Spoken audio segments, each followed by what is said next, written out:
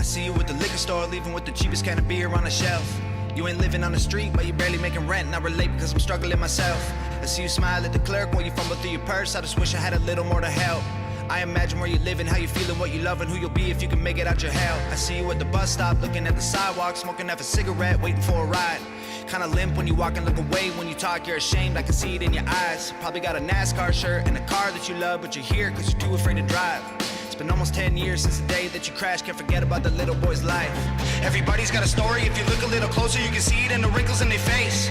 They can hide it in the silence, they can bury it and fight it, but it comes out when the hair is turning gray. You can feel it if you touch them, you can tell that they are troubled. You can hear the story running through their veins. We all travel different roads and we put on different clothes. Underneath it all, we're really all the same. From the Los Angeles County Department of Mental Health, the director, Jonathan Sharon. Trauma is a big deal. Trauma affects our lives. It affects all of our organ systems. It affects our brains, and it affects our psychological well-being. And we have a really incredible treat today. Two creative geniuses who are going to be joining us to talk about these issues in a deeply personal way. And what a fitting thing for Memorial Day because of the trauma that many of our service members experience when they come back.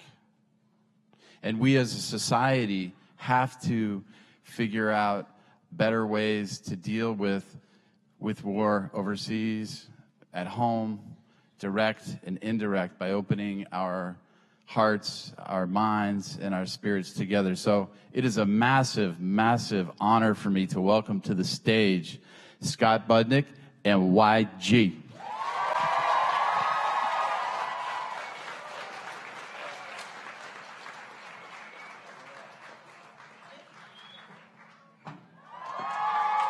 What's up, y'all?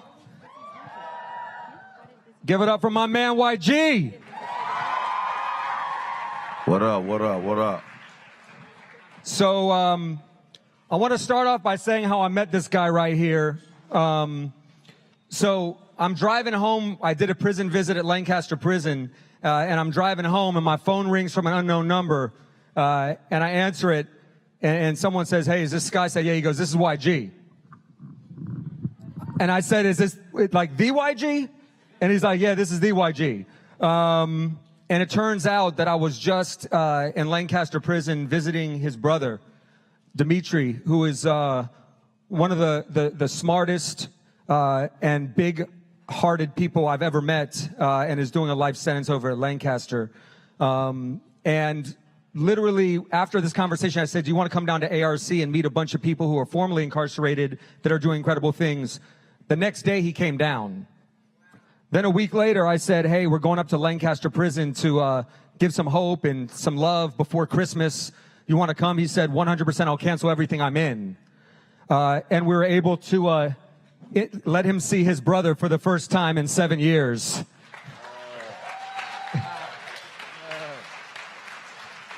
You can roll those.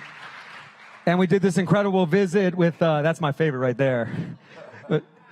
And I want to start out by turning it over to you and just like, how did this day affect you? Like, what was this like? Man, it was crazy. You know what I'm saying? It was, you see me smiling like that. I barely smile like that. You know what I'm saying? That's a big smile, but now it was good. It was right before Christmas. I ain't seen little bro since he went in. You know, life changed over the past 6, 7 years. You know what I'm saying? So he was happy to see me. And then I got to talk and holler at all the people up in there and just hear their stories and yeah, it was crazy, bro. Hell yeah. And what, taking it back to like the day you lost him, the day that he caught this case, the day that he got sent away to prison on a life sentence, like what was that moment like for you? Man, it was bad, bro. I was hurt. Cause I was just talking to him like, you know, he was like living with me. You know what I'm saying? And he was in the streets heavy. We was both in the streets, but at the time, like, my music stuff started, like, picking up a little bit. So I was doing shows and just, you feel me, trying to focus on the music. And you feel me, I come outside a little bit, but he was heavy in the streets. And I was telling him, I'm like, look, you gotta calm down, bro. You gotta relax, slow down, calm down. That's crazy because now I hear him telling you, like he is such an evolved person at this point. Like the conversation that I've had, you and him, like you both have evolved in such a crazy way. Like he's nowhere near the same person he was 7 years ago. He on another level. You know what I'm saying? He telling me about stuff, and I'm like, how you gonna tell me about this? And you little bro. He put me up. Now he put me up on game though, but he always been like, I knew he was like, he always been smart. You know what I'm saying? Before he went in, he was talking about he wanted to go and be a fighter and all that, and bumping and all that type of stuff. And I'm like, yeah, that's what's up. But he was always smart, but you know how you get stuck in the streets and you don't really know how to handle it and don't get caught up in the twists and all that. You feel me? That's basically what happened with him. And do you think, like, I mean, for all these young people getting locked up as juveniles, do you think these kids are born good or born bad, or are they products of experience? I mean, I think everybody born a human, you know what I'm saying? And yeah, they product of experience and where they grow up at and stuff they've been through and all that type of stuff. You know what I'm saying? So yeah. And you had your experience right now. I remember you telling me you got blessed when you caught a case back when you were younger and went in and were able to escape like long incarceration. Someone was looking out for you at that point because I think they saw where this was going. Love to learn a little bit more about that and how that experience kind of defined and affected who you are today. Yeah, well, I caught a case, like, I was 18. I caught a residential burglary case, and I was doing some time for that. I got blessed with that because I was supposed to get 2 years in prison. But one of the homegirls I went to school with, her mama was working in the same court building, and she heard I was having a case. So the day I went to take my time, she sent the judge a letter, and then I ended up getting, like, me and the homie, we ended up getting 6 months in the county in a straight. So when I went in and do my time for that, like, it's probably like 3 weeks before I was supposed to get out.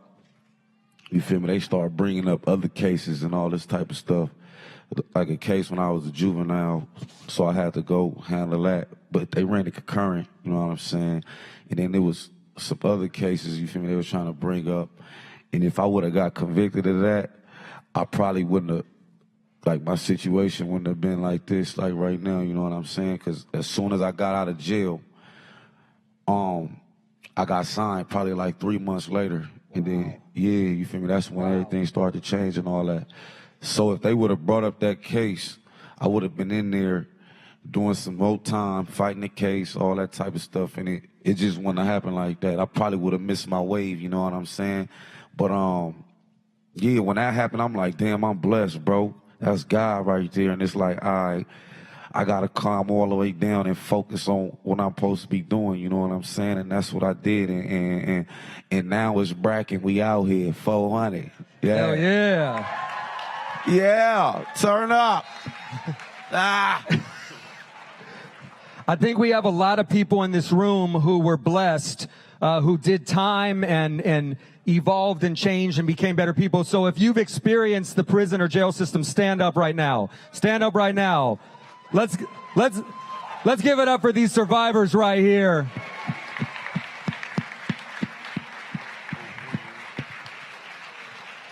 I want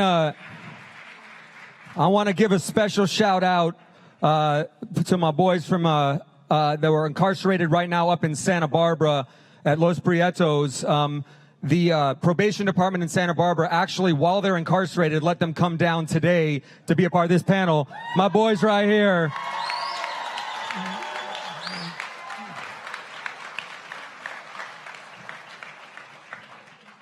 So, my man YG doesn't know this, but his mom last night shot me some baby pictures. Can we put those up real quick? So we got some baby pictures that should be going up right now. Oh, that's right. Roll that second one. Roll that second one. Oh, there we go right there.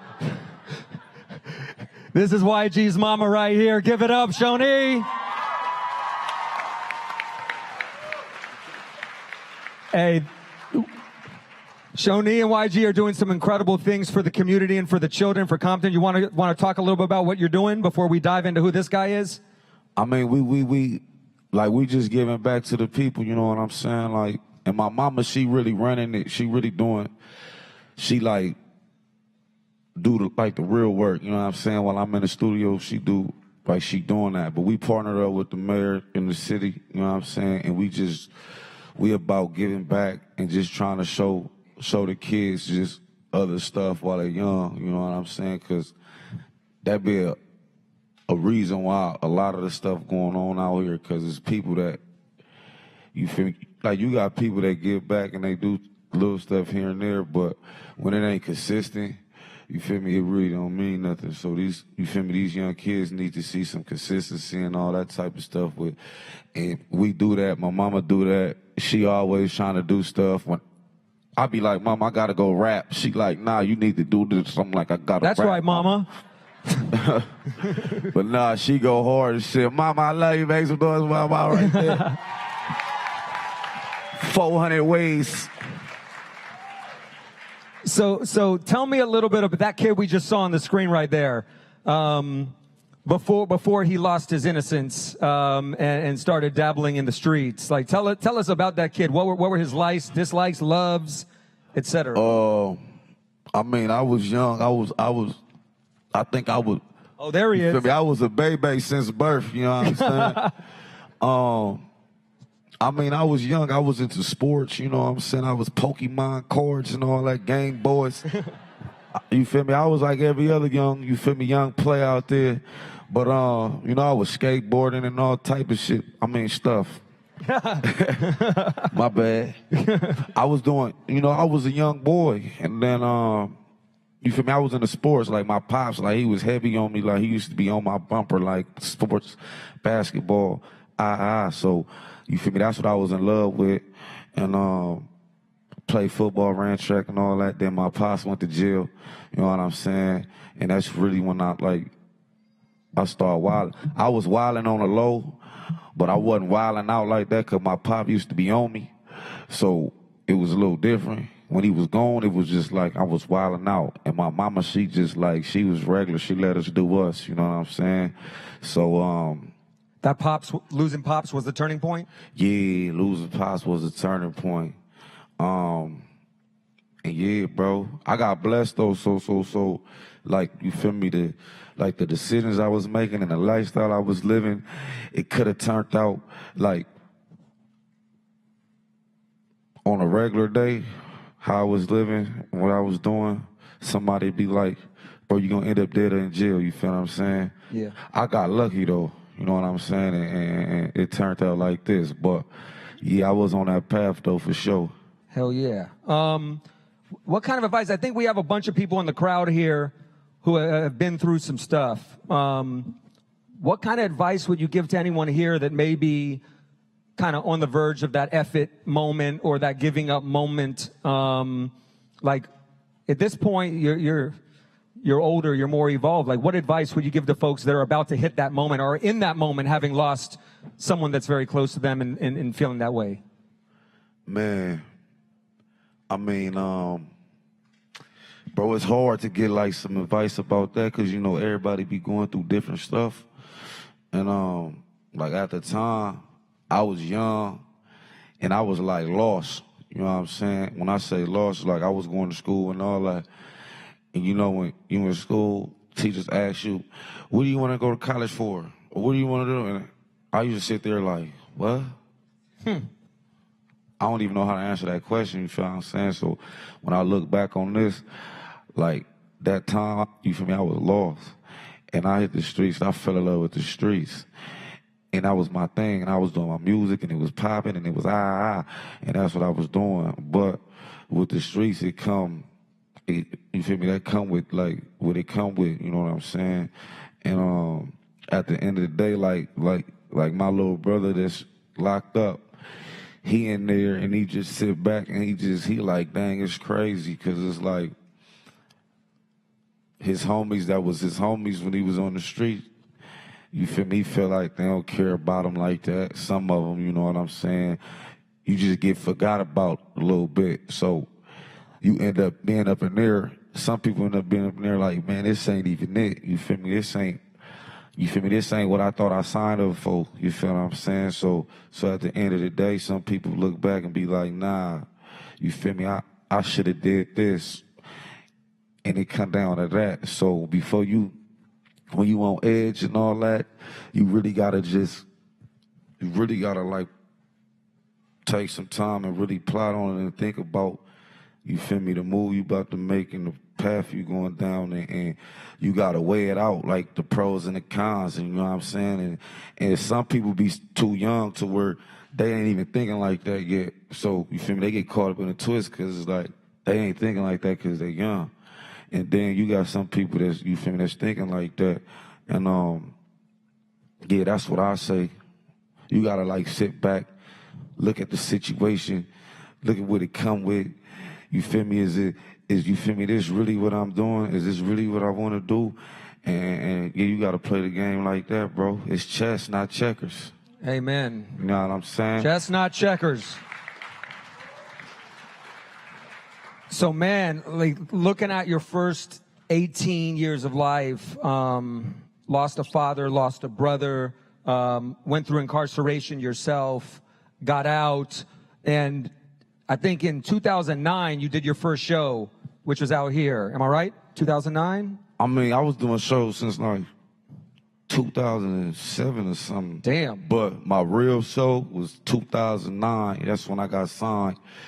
I did like a Hollywood performance, and there was some Def Jam people up in there, and they came through and they seen the show, and they like, oh, he got the streets. And then after that, that's when the deal happened. And back us up a little bit in terms of like, I know you and Ty Dolla $ign and DJ Mustard, literally when you were like, before you were even teens, Yeah. we're already messing with each other in the music game. Like, tell us a little bit about how the three of you came up, and then we'll move into kind of what fame's been like. All right, so me, Ty, and Mustard, we linked up probably like 2007, 8 early. How old were you? 17, 18. Got it. And and at the time I had a manager, his name Big B, he from the streets, you know what I'm saying? He from the West LA, Bowen, all that area type, you know what I'm saying? So you feel me, that's where Mustard and Ty from. You feel me? I was all the way across town, but one of my best friends was his cousin. So when I was in jail, he was asking his little cousin, he was like, hey, what's up with this dude?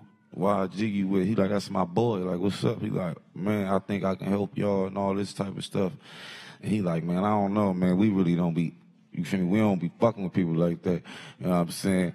So he like, I'm gonna tell him when he get out of jail. And then he was asking like, you really know him? He like, yeah, that's my boy. We grew up together. So I come on, I get bailed out from you feel me? The first case I went in, I got bailed out. So then I met bro, and then he was just talking to me and all this, and he was just like, bro, I can help you. You need to work with this person and all this. So we started working, and he didn't want to introduce us to Ty and Mustard. You know what I'm saying? I already knew who Mustard was because he was DJing all the ghetto house parties and I was performing at them. You know what I'm saying? But we ain't had no connection. We wasn't friends. And then, so Big B linked us all up. And then after that, bro, like we was just doing regular stuff. Homies, friendships, partying, all type of crazy stuff. And the music started to work out, and we all end up coming up together, and yeah, it's a wonderful feeling, you know what I'm saying, when you come up with your dogs. Hell yeah. Feel good, bruh. That's right. And like you're to this point now where, I mean, I've rolled around with you sometimes. It's like you have a whole crew with you. You need security. There's people all over you all the time. It's like, with all the trauma you went through as a young kid, and you battled back, and you're at where you're at right now, which is just a blessing. It's beautiful, and I really do feel like it's God's hand with knowing what you've been through. Like, what are the highs and the lows of fame? I mean, what have been the toughest moments and what are the most beautiful moments of being YG? Man, the toughest moments, man. I mean, it's like, this something I be dealing with. Being YG, being celebrity or being famous or successful. You know what I'm saying? I'm from the streets. Like, it ain't really too many people that really make it out. So when you from the streets, you got your homies, and then you got your family and all that, but you got a lot of homies, you got a family. I got a big family and all this. And like everybody just look at the success and you feel me, they see me on TV, they hear me on the radio, they see this show and all this, and you know, you feel me, they feel like, you feel me, the homie got it. So I'm about to ask for it, you know what I'm saying? And it's just constant and it don't stop, right? And then what I be thinking about, how I'm looking at it just like this. I'm like, damn, ain't nobody wondering what I really got going on in my life. Ain't nobody asking, like, is you straight, bro? What's going on? Like, you feel what I'm saying? You don't know what can be going on. Niggas gotta pay taxes. You got all type of stuff that's happening. I got a full family I gotta take care. How many homies have asked you for money since you Shit, a lot. Like, but it's like, I'm not saying it like, I ain't like I'm a homie, you know what I'm saying? I'm gonna look out for my peoples. But it just happens so much and it just be like, damn, this shit crazy with a K.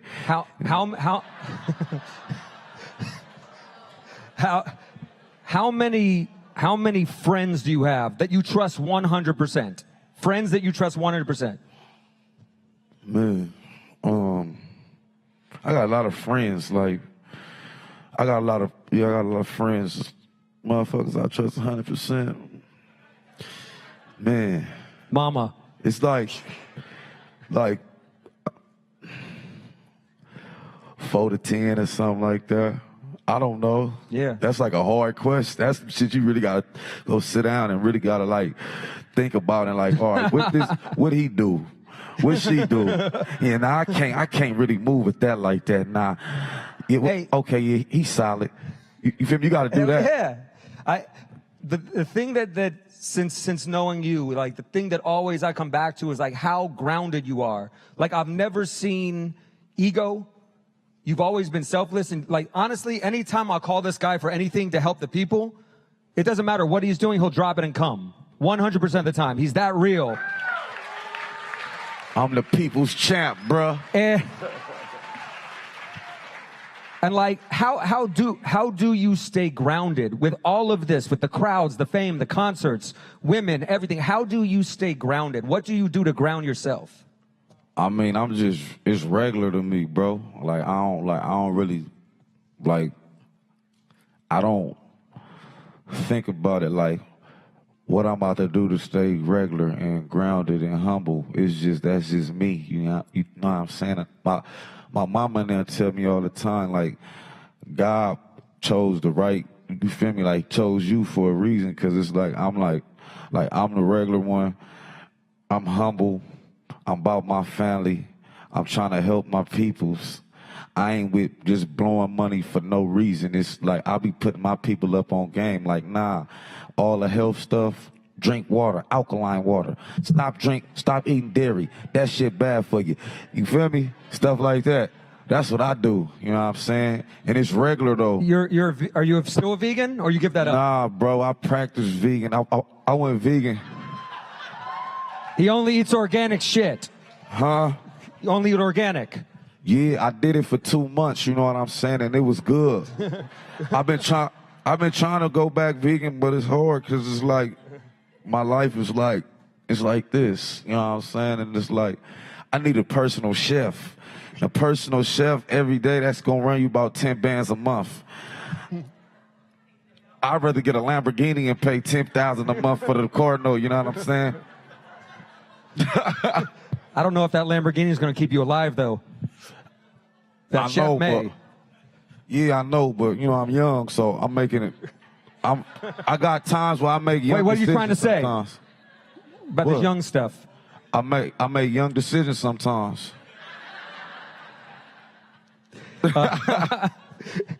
So I don't know if you guys seen, this is the evolution of YG here. We got vegan, we got organic. Have you seen the new fashion? Have you seen the new look? See the hard Yeah, body. have you seen the GQ photo shoot? Oh, wait, what? Hey, what do we got? What's that? Yeah. Roll those. Swag daddy right there. Damn. Y'all went crazy. Yeah. Yeah. Come on, baby. Rip the runway then, YG. Yeah. So, I mean, having now read a lot of the articles from the way beginning, seeing you, meeting you, seeing how you have, I don't like using the word change, just like evolved. I know there were a lot of moments. Everyone knows and has heard about the moment where you got shot in the studio.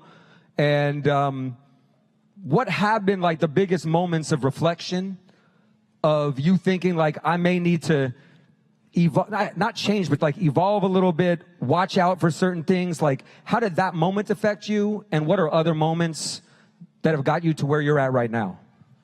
I mean, when I got shot, I feel like that's what changed me and like had me thinking, moving different. Because before that, it really wasn't nothing, bro. I was out here wilding, like, you feel what I'm saying? We was living like we was untouchable type stuff, you know what I'm saying? And it's like, that's like a part of YG lifestyle. That's what I'm known for. Like, the homies just like, yeah, YG, he crazy. He gonna go do, yeah, he just crazy. You know what I'm saying? So it took a situation like that to happen for me to really be like, all right, bro, that's a message right there. And yeah, I just like, I move different now. I still have fun. I still do me, but you know, I got a daughter now too. So it's like, I'm playing chess, not checkers. And at first, I was just moving. I was moving and was moving. I ain't gonna say I was moving freely. You know what I'm saying? I was having, like, where I got shot at, it was a studio house. So I was over there doing music, and it was a house. So I had like 20, like the night I got shot, it was like 25 people there, you know what I'm saying? And we was partying, drinking, smoking, and all that type of stuff, doing music, and it was regular. But it was just like, it was too regular to where people knew where I was at, who should have knew where I was at, you know what I'm saying? And whatever happened, and then I looked at the situation like, yeah, that's a message from the man up top, because I could have got killed, you know what I'm saying? Real easy, you know what I'm saying? But luckily I got hit in my hip right here, and yeah, I'm good.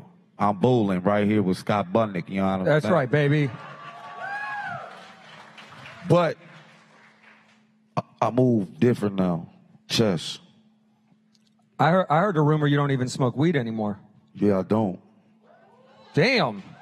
I don't smoke. The evolved YG. Weed slow you down, bro. Your daughter must have had something to do with it too. What, the weed? Harmony? Nah, bro. My goals in life got something to do with that. You know what I'm saying? Like the weed slow. Yeah, weed slow you down, bro. Get you stuck and have you sitting on the couch high. When I smoke weed to right now, if I hit the blunt right now, I'm gonna be high and I'm gonna start thinking, what am I doing with my life? I ain't shit. And I just came back from Vegas performing, doing shows and stuff, but I still feel like that, you know what I'm saying? So it make me like depressed. It make me paranoid. My face start itching. It's just like, I don't do the weed, bro. I haven't in 20 years, except for one day on Starsky and Hutch with Snoop. Oh yeah, Snoop gonna smoke you out, bro. Snoop came to my show a long time ago, like 2009. I was performing at the Key Club in Hollywood, and I brought out Snoop. It's Tooted and Booted days, you know what I'm saying? This is back in the day. Yeah, so I pull up to the show, he backstage, I go down there, holler at him. He like, nephew, hit this blunt. I'm like, man. He like, smoke with me, nephew. So So I started smoking with them, and I end up smoking with them for like 10 minutes. And then they're like, YG, you got to go on stage. I'm like, all right, for sure. Bruh, I come out on stage.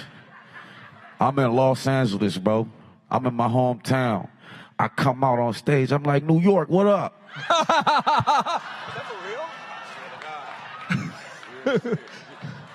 That's why I can't do the weed, bro. It throw you off your game, bro. It throw you off your game, bro. I'm cool. That's crazy. Real talk. You probably go on YouTube and find it or something. You know what I'm saying? We're in LA right now. Yeah. We're in LA right now. Your music too has evolved. It's like in terms of like the now a political flair. I remember you like tweeting people to like register to vote and talking about elections. Obviously, we had a certain song called FDT.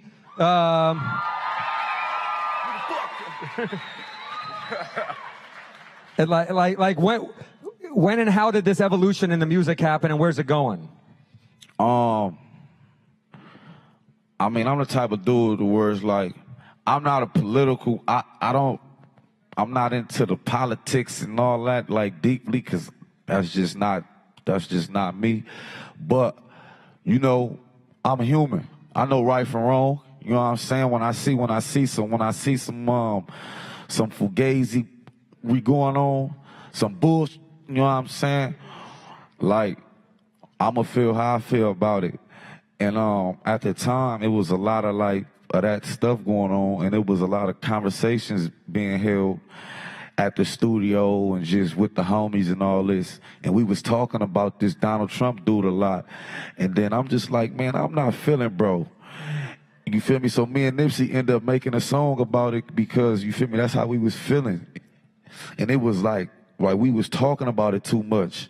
So I'm like, I gotta really do something real. Because we talking about this so much, we might as well really do something. So we made the song, and it like, oh yeah, it shook some people. Yeah, it made some noise. You know what I'm saying? I think of all the stuff that I'm troubled by that is happening now is a lot of this rhetoric on immigration and basically demonizing immigrants as animals and as not human. Where I've met some of the most unbelievable people who are not naturalized citizens, but are just beautiful, incredible people adding to our community. And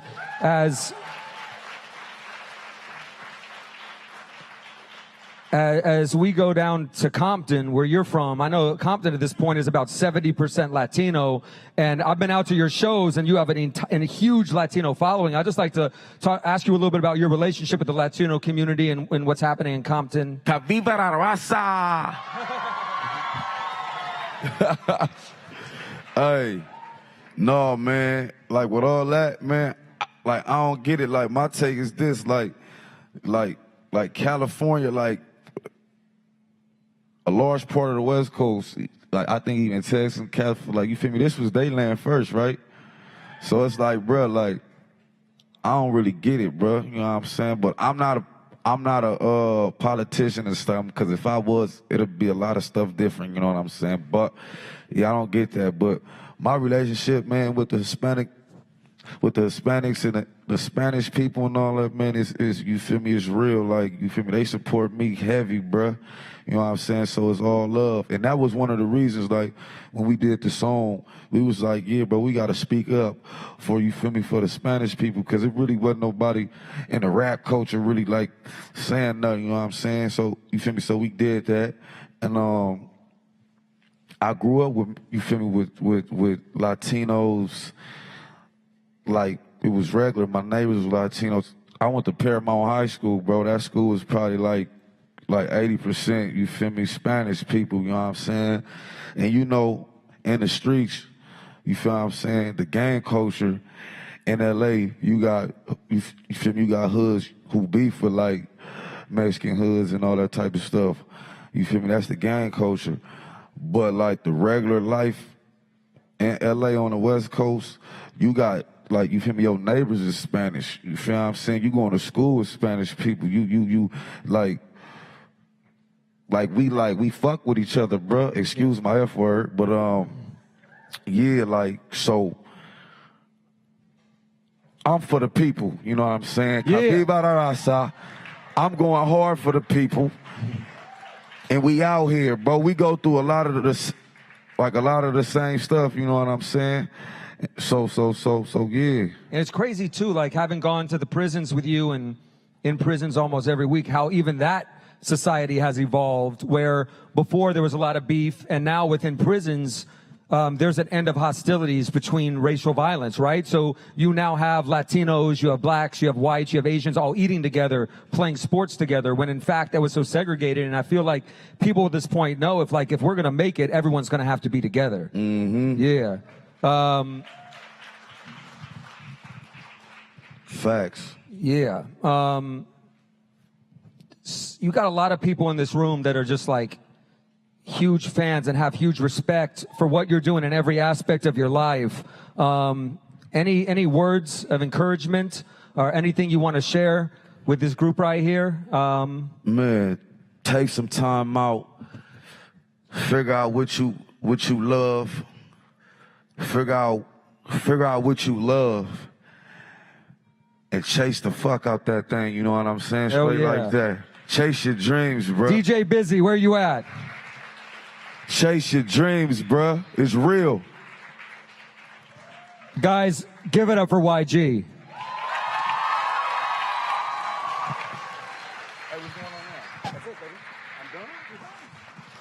400.